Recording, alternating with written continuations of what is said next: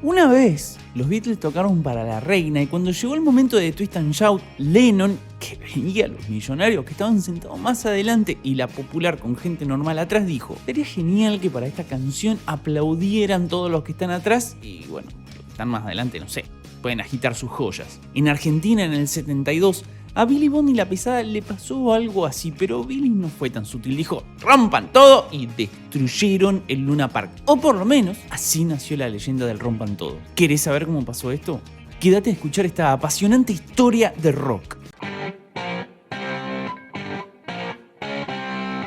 1972, domingo sangriento en Irlanda, golpe de estado en Ecuador, terremoto en Irán deja a 5.000 muertos, atentado en Hamburgo, Alemania, se produce la masacre de Múnich, nace Taylor Hopkins, Mark Hoppus, Paul Gray, Mike Dirnt, Sergio Balin, Mike Kroger, Liam Gallagher, Frank Wright. Salen a la venta Skulls Out de Alice Cooper, Black Sabbath 4, Machine Head de Deep Purple, The Eagles de la banda del mismo nombre, Foxtrot de Genesis, Thick as a Brick y Living in the Past de Jethro Tull, Sometime in New York de Lennon, Exile on Main Street de los Rolling Stones. En Argentina salen Alma y Vida 2, Tiempo de Resurrección y Sudamérica o El Regreso a la Aurora de Arcoiris, Color Humano de Color Humano, Papos Blues 2, Desatormentándonos de Pescado Rabioso, y Billy Bond y la Pesada del rock and roll tocaría con otros artistas en el mítico estadio Luna Park en plena dictadura militar y lo destruirían por una supuesta frase que dijo el gordo pelotudo que arruinó el rock. Un poco de contexto. Si bien hoy miramos con medio hasta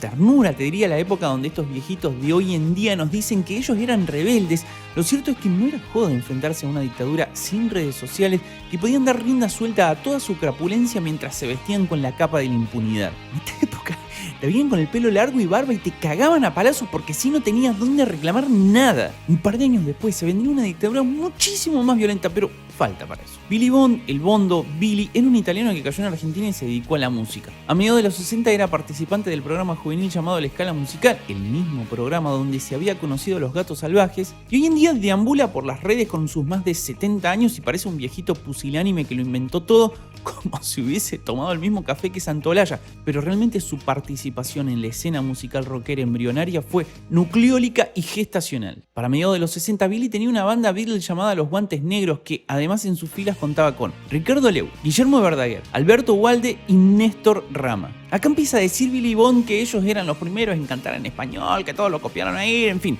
No le den bola, el gordito hizo mucho por el rock, pero todavía no. Lo cierto es que el primer cantante de rock en español con canciones originales era Sandro. Nunca bien ponderado el gitano, pero claro, pues se dedicó a hacer plata, abandonando el... Bah, no importa. Sandro primero y todos los demás después. Cuando aparecieron los Shakers en escena, en plena época Beatles, pero...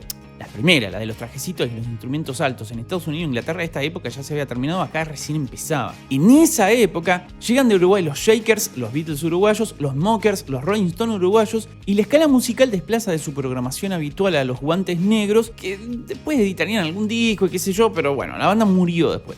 Esto lleva a Billy a alejarse un poco del plano principal de la música y comenzar su carrera como empresario del rock. Regentó la cueva donde casi todo sucedía, pero no andaba todavía con los vagos que fecundarían la primera oleada famosa del rock argentino. No todavía.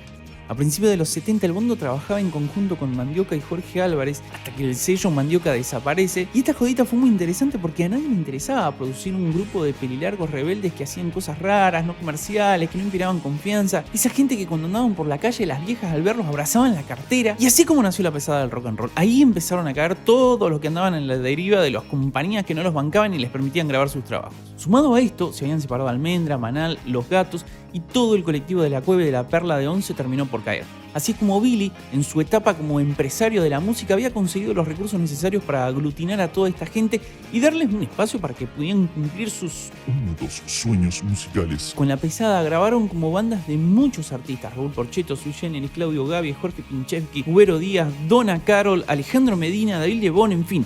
Fue una banda sonora de principios de los 70. Pero para el año 1972 ya se establecieron como una banda fija, sacan disco de la Pesada y salen a tocar por Buenos Aires. En esa época hay que entender que todos los próceres que hoy conocemos del rock en ese momento de dictadura militar eran vistos como vagos, como provocadores, proveedores de rebeldía y los que pudrían la mente de los jóvenes. El establishment hablaba de los actos indecentes que estos cometían. La música linda era la de Palito Ortega. la de los pasteles verdes. El mismo establishment que hoy los endiosa y los menciona como clásicos, estos eran principalmente los diarios y la radio porque la televisión ni siquiera les daba pelota en ese momento. Otro gran acto de hipocresía del establishment era decir que el rock era salvaje y el boxeo era deporte. Sin desmerecer al boxeo, pero ¿quién tiene más chance de terminar con la nariz rota? ¿Un boxeador o un guitarrista? En fin, la cosa es que se ve que a Tito Lecture no le estaba yendo muy bien porque de alguna manera arregló con Jorge Álvarez y Billy Bond para alquilar el estadio Luna Park para realizar un festival en vistas de que el Barrock había funcionado muy bien en sus 3 ediciones anteriores, pero no estamos acá para hablar del Barrock, eso es otra historia de rock. Lo cierto es que a Tito no le gustaba nada tener su casa llena de hippies mugrientos que se le amontonaban en los alrededores, pero quiero recalcar una vez más que era evidente que necesitaba la plata porque si no, ¿por qué iba a decir que sí? Esto se notaba cuando testigos aseguraron haber visto al exboxeador entrar al estadio temprano pateando hippies, murmurando sin disimulo frases como estos hippies de mierda, estos vagos, estos mugrientos y adjetivos calificativos de protocolo de gente bien que se ve obligada a recurrir a la plebe para mantener un estilo de vida, pero que no por eso los iba a tratar como seres humanos. Y digo esto porque el precio del festival era de 400 pesos de la época cuando un sueldo mínimo era de 450 pesos. En fin, la hipocresía.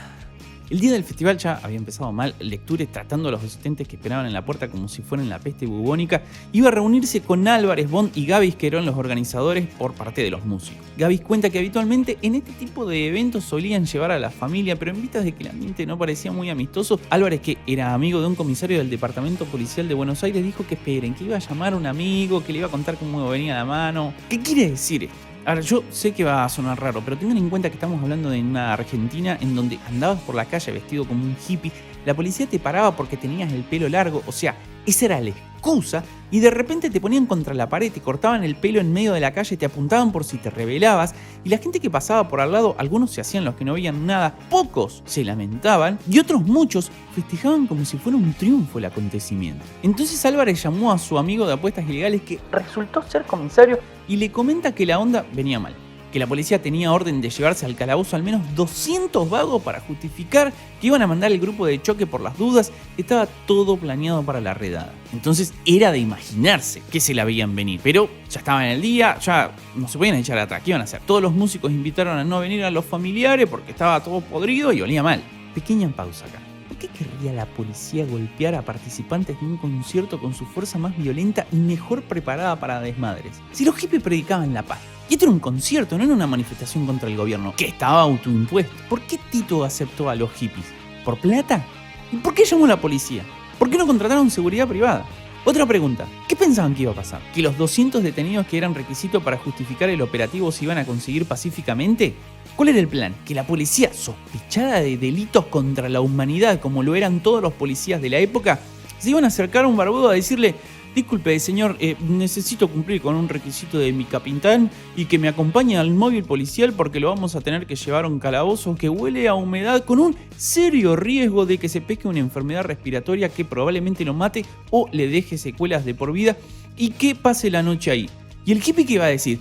Bueno, si me lo pedís así, sí, con mucho gusto. Total, en esta dictadura no hay desaparecido. Todavía falta para eso. Y ya van a ver que más adelante Lecture se iba a presentar como la víctima. En retrospectiva, todo parece claramente preparado para el desastre, pero ¿qué iban a hacer los músicos? Vivían de eso, necesitaban tocar. Esa hierba no se iba a cultivar sola. Al final llega la hora de la prueba de sonido, que no es como la de ahora, sino más bien una entrada en calor, y ya los músicos notaban situaciones extrañas.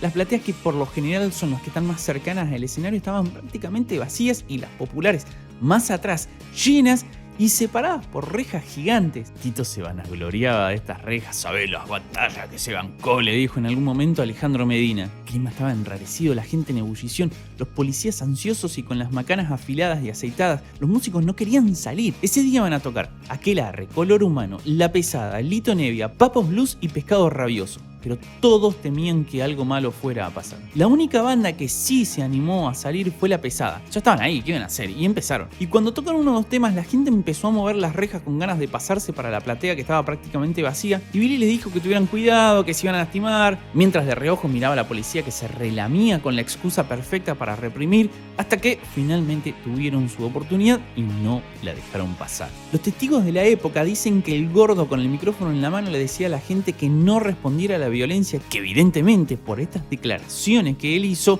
la violencia inició desde el lado de la autoridad, que la violencia trae más violencia, y acá es donde viene la parte dudosa. Al otro día sale una crónica en el diario La Razón exhibiendo fotos donde decía que no, por acá no pasó Atila el Uno, y hablaba del entusiasmo juvenil entre comillas, y también entre comillas palabras como fans y festival de música. La policía y los medios acusaban a los vándalos y a los músicos por los desmadres. Tito se victimizaba diciendo que eran unos bárbaros y que destruyeron el estadio. Al gordo se lo llevaron al calabozo porque ellos decían que él dijo: más sí, rompan todos y total no me van a escuchar. Y el establishment se encargó de crear el mito después. Y de ahí es donde los músicos empezaron a decir que el gordo fue el culpable de que se demonizara al rock y que todos los demás no iban a poder tocar. Esta fue una perfecta excusa para perseguir a estos mugrientos que pronto serían revolucionarios y comunistas y serían perseguidos y exiliados. Y Billy se iría a Brasil dejando la banda de lado para convertirse en productor en tiempo completo. Allí, en Brasil, se juntó con los miembros de Serú Girán y les produjo el primer disco, pero esa es otra historia de rock.